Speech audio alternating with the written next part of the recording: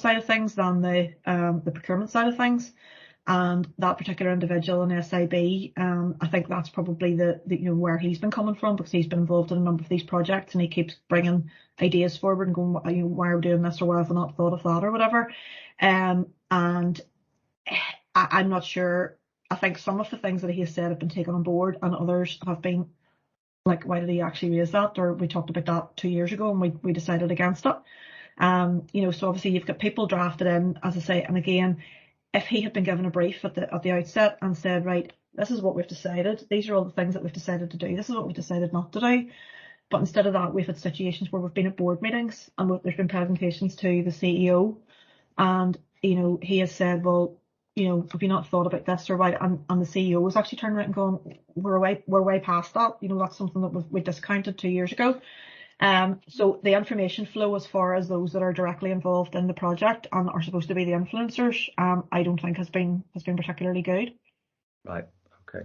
So you've expressed some concerns about the slowness of sharing the outputs from the lessons learned workshop. Mm-hmm.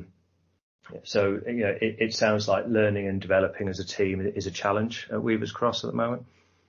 I would say so, yeah. As I say, again, not being directly involved, but I know it has been difficult, obviously, with the situation as well, because there's only a smattering of people in the new building. They've all moved across to the new accommodation, and I was there the week before last, and there's probably room for a couple of hundred people in it, and there were about 6. So obviously that's been a challenge with COVID, etc. as well.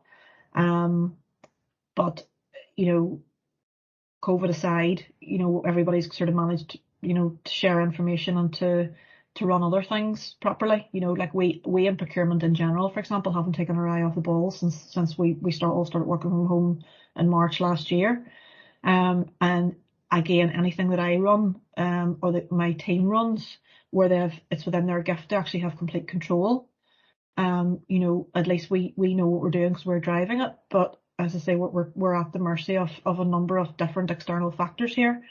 And I know that CBRE have run multi-million-pound projects, billion-pound projects in GB, and I know that they haven't had an eighth of the hassle with those projects that they've had with this.